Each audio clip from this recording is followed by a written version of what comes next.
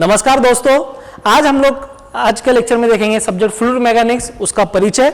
मैं हूं assistant professor Asif Baig, civil engineering department, Tulsiram ji Gaikwad Patil college of engineering and technology.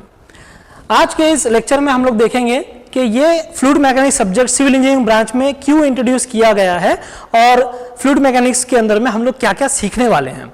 Fluid mechanics subject ये इसलिए civil engineering branch में डाला गया है, इसलिए इसको हम लोग सीख रहे हैं क्योंकि सिविल कंस्ट्रक्शन में जो हाइड्रोलिक स्ट्रक्चर हम लोग डिजाइन करते हैं, जो कंस्ट्रक्ट करते हैं, वो करने के लिए हमको फ्लूइड का बिहेवियर, उसके प्रॉपर्टीज समझने सीखने की जरूरत है। हाइड्रोलिक स्ट्रक्चर, हाइड्रोलिक ये वर्ड बना है हाइड्रा से, जिसका मतलब होता है पानी। तो जो स्ट्रक्चर जैसे डैम है, कैनल्स है, रिजर्वायर्स है, ये सारे स्ट्रक्चर दैट जो डील करते हैं पानी से, उसको कंस्ट्रक्ट करने के लिए हमको प्रॉपर्टीज जो है फ्लूइड मैकेनिक्स के ये सीखने की जरूरत है। इसीलिए ये सब्जेक्ट जो है सिविल इंजीनियरिंग ब्रांच में हम लोगों को सीखना है। तो हम लोग बात करते हैं सब्जेक्ट फ्लूइड मैकेनिक्स में। फ्लूइड और मैकेनिक्स ये दो अलग अलग शब्द हैं, जिसमें सबसे पहले हम लोग बात करेंगे फ्लूइड की। तो फ्लूइड एक ऐसा पदार्थ है जिसमें टेंडेंसी होती है फ्लो करने की, और जिसका खुद का कोई शेप नहीं होता है, वो कोई भी शेप जो है ऑक्युपाई कर सकता है, उसको हम लोग फ्लूइड कहते हैं।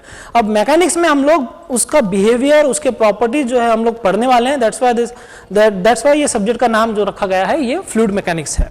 ठीक है, इसमें फ्लूइड मैकेनिक्स जो है ये एक साइंस की ब्रांच है जिसमें हम लोग उसके प्रॉपर्टीज पढ़ते हैं। जिस फ्लूइड अगर स्थिर अवस्था में है तो उसके क्या प्रॉपर्टीज रहेंगे, उसका क्या बिहेवियर रहेगा, ये हम लोग सीखते हैं। और साथ साथ इसके कि अगर फ्लूइड मोशन में है, मूवमेंट में है, अगर वो गति में है, तो उसमें तब ऐसे केस में फ्लूइड का क्या बिहेवियर रहेगा, उसके क्या प्रॉपर्टीज रहेंगे, ये हमको इस सब्जेक्ट में सीखना है। अब यहां पर में दो बातें हम लोगों ने देखी है कि फ्लूइड अगर स्थिर अवस्था में है, अगर वो स्टैटिक कंडीशन में है, तो उसके प्रॉपर्टी, और अगर वो मूवमेंट में है, अगर वो मोशन में है, तो उसके प्रॉपर्टीज। इसीलिए फ्लूइड मैकेनिक्स को आगे और 3 क्लासेस में डिवाइड किया गया है। अगर फ्लूइड मैकेनिक्स में हम लोग स्टडी कर रहे हैं फ्लूइड की, जो कि स्थिर अवस्था में है, जो कि रेस्ट में है, ऐसी स्टडी को हम लोग कहते हैं फ्लूइड स्टैटिक। ठीक है, अगर फ्लूइड जो है रेस्ट कंडीशन में है, स्थिर अवस्था में है, तो ऐसे केस में हम लोग जो स्टडी करेंगे फ्लूइड मैकेनिक्स की, उसको हम लोग बोलेंगे फ्लूइड स्टैटिक। अब दूसरी केस थी हमारे पास में फ्लूइड इज इन मोशन, मतलब अगर जो लिक्विड है, जो पदार्थ है, वो अगर मोशन में है, तो उसकी स्टडी को हम लोग कहेंगे, एक तो कहेंगे काइनेमेटिक्स और या तो फिर डायनामिक्स। तो काइनेमेटिक्स कौन से कंडीशन में कहेंगे और डायनामिक्स कौन से कंडीशन में कहेंगे, ये देखते हैं। मान लेते हैं कि फ्लूइड मोशन में है, मूवमेंट में है, एक गति में है, लेकिन उस गति का जो रीजन है, जो एक्सटर्नल फोर्स है, उसको अगर हम लोग कंसीडर नहीं कर रहे हैं हमारी स्टडी में, तो ऐसे केस में हम उस फ्लूइड मैकेनिक्स की स्टडी को कहेंगे फ्लूइड काइनेमेटिक्स, जिसमें हम लोग एक्सटर्नल फोर्सेस को जो है कंसीडर नहीं कर रहे हैं, एक्सटर्नल फोर्सेस नॉट कंसीडरिंग। हम लोग इसको जो है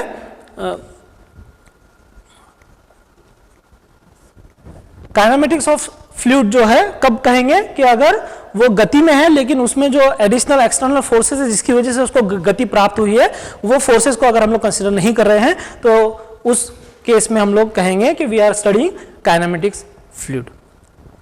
नाउ डायनामिक्स फ्लूइड। अब ऐसे केस में मान लो फ्लूइड मोशन में है, और जिस कारण से उसको मोशन मिला है, जो एक्सटर्नल फोर्सेस की वजह से उसको मोशन मिला है, वो फोर्सेस को भी अगर हम लोग कंसीडर कर रहे हैं हमारी स्टडी में, उस पर्टिकुलर स्टडी को हम लोग कहेंगे डायनामिक्स। तो ऐसे केस में हम लोग जो यहां पर में जो एक्सटर्नल फोर्सेस है,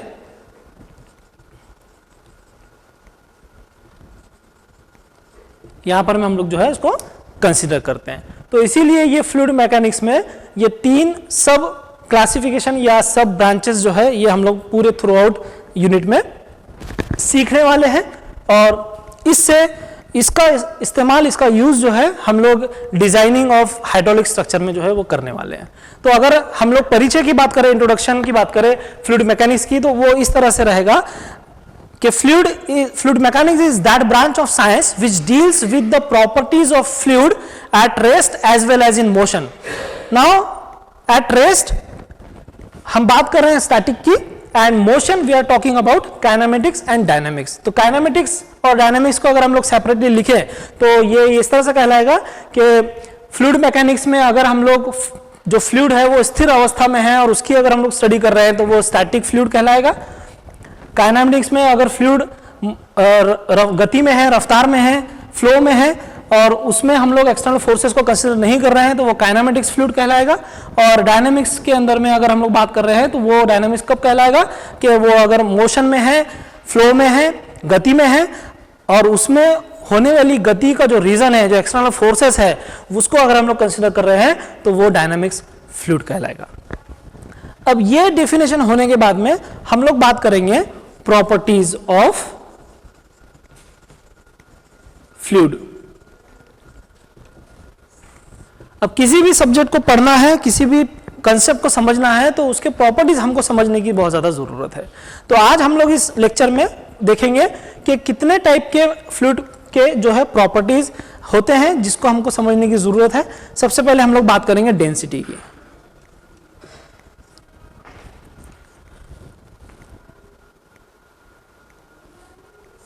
जिसको हम लोग मास डेंसिटी भी कहते हैं और इसको ग्रीक लेटर रो से जो है डिनोट करते हैं, जिसका यूनिट है केजी पर मीटर क्यूब। अब ये केजी पर मीटर क्यूब इतनी ही ये यूनिट को अगर हम लोग याद रख लेने भर से ये पूरी की पूरी डेफिनेशन हम लोग याद कर सकते हैं। जैसे डेंसिटी को मास डेंसिटी कहते हैं, मास डेंसिटी का यूनिट है केजी पर मीटर क्यूब जिसको डिनोट करते हैं रो से। केजी ये जो बिलोंग करता है, ये बिलोंग करता है मास से और मीटर क्यूब ये बिलोंग करता है वॉल्यूम से। तो यहां पर में हम लोग अगर इसकी डेफिनेशन की बात करें,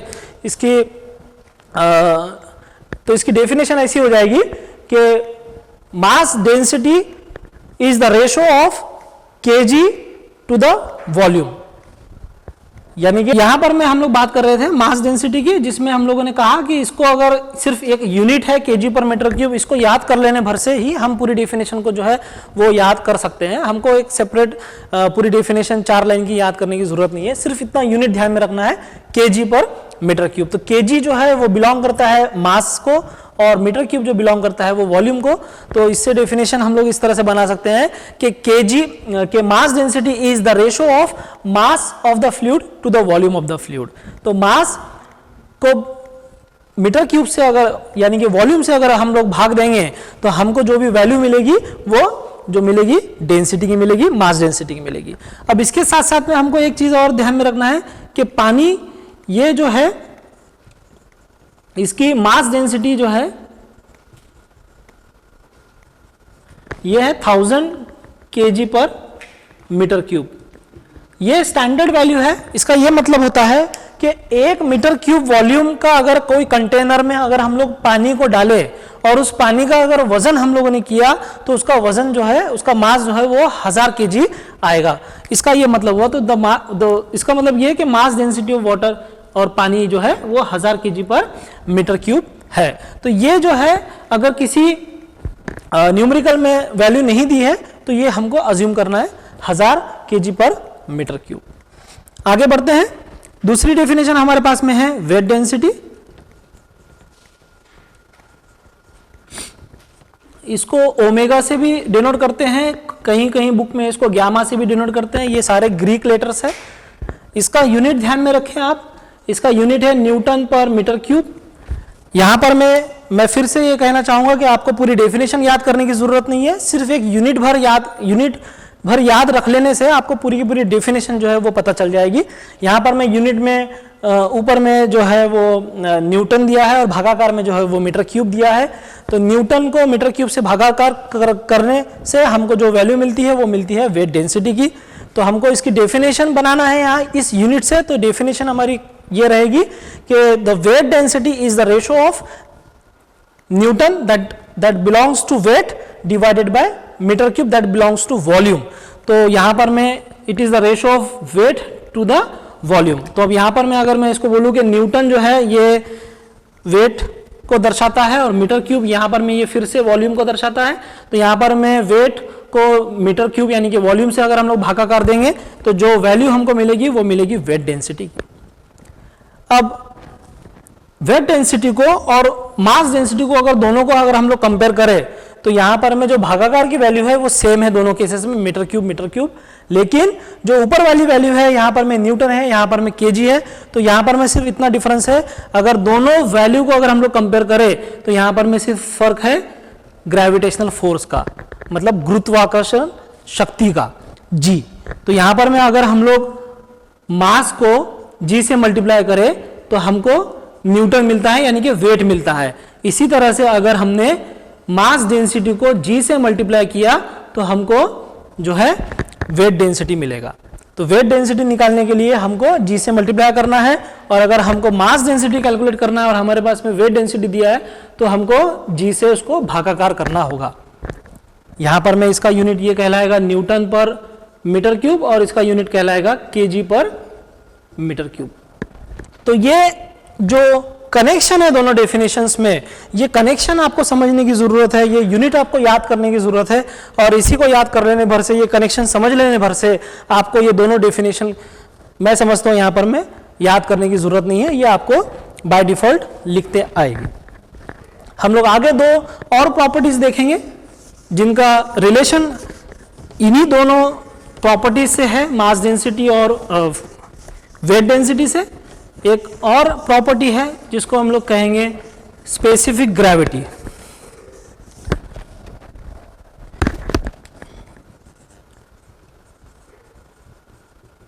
स्पेसिफिक ग्रेविटी इसको डिनोट करते हैं स्मॉल एस से, और ये एक डायमेंशनलेस, इसका कोई यूनिट नहीं है, ये यूनिटलेस क्वांटिटी है जिसकी डेफिनेशन में हम लोग बोलेंगे कि ये जो है mass density of fluid to the mass density of standard fluid। अब यहां पर में दो चीजें हैं, यहां पर में दोनों भी जो वैल्यू है भागाकार में और ऊपर में, ये दोनों भी मास डेंसिटी है। तो मास डेंसिटी कैंसल हो जाने की वजह से इसका कोई यूनिट नहीं है, ये जो प्रॉपर्टी है इसका कोई यूनिट नहीं है, इसका कोई डायमेंशन नहीं है। अब मास डेंसिटी ऊपर में जो दिया है वो फ्लूइड का दिया है। किसी भी फ्लूइड की अगर मास डेंसिटी हमको पता है तो हम लोग कोई स्टैंडर्ड फ्लूइड को की मास डेंसिटी डिवाइड करके स्पेसिफिक ग्रेविटी जो है वो कैलकुलेट कर सकते हैं। अब यहाँ पर मैं स्टैंडर्ड फ्लूइड क्या है ये समझने सी चीज है। तो स्टैंडर्ड फ्लूइड में जैसे कि फ्लूइड में दो चीजें आ गई, एक आ गया लिक्विड और दूसरा आ गया गैस।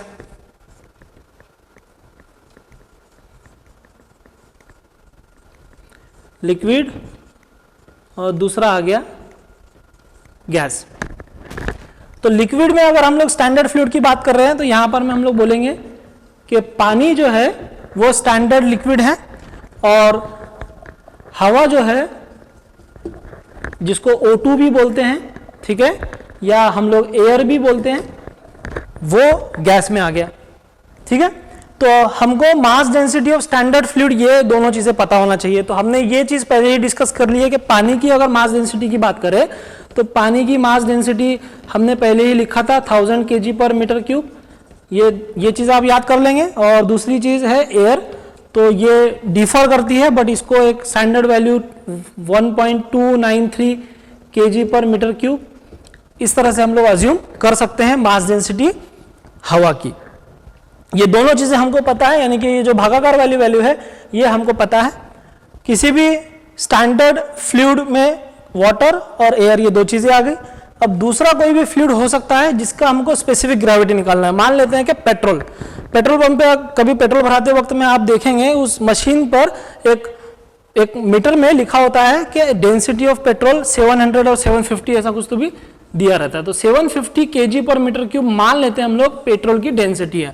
अगर हमको इसकी स्पेसिफिक ग्रेविटी कैलकुलेट करना है तो स्पेसिफिक ग्रेविटी कैलकुलेट करने के लिए हम लोग क्या करेंगे कि पेट्रोल की मास डेंसिटी जो 750 हमको पता है डिवाइडेड बाय अब ये लिक्विड है तो ऑब्वियस बात है divided by mass density of standard fluid जो हम लोग लेंगे वो पानी का लेंगे, तो यहाँ पर में हम लोग इसको 1000 से डिवाइड करेंगे और जो भी आंसर आएगा 0.75, ये जो आंसर रहेगा ये कहलाएगा स्पेसिफिक ग्रेविटी ऑफ पेट्रोल। तो इस तरह से हम लोग जो है स्पेसिफिक ग्रेविटी निकाल सकते हैं किसी भी फ्लूइड का, या स्पेसिफिक ग्रेविटी से किसी भी फ्लूइड की मास डेंसिटी हम लोग जो है कैलकुलेट कर सकते हैं। एक आखिरी डेफिनेशन हम लोग देख लेंगे यहां पर में आज के लेक्चर में, जो कि है स्पेसिफिक वॉल्यूम।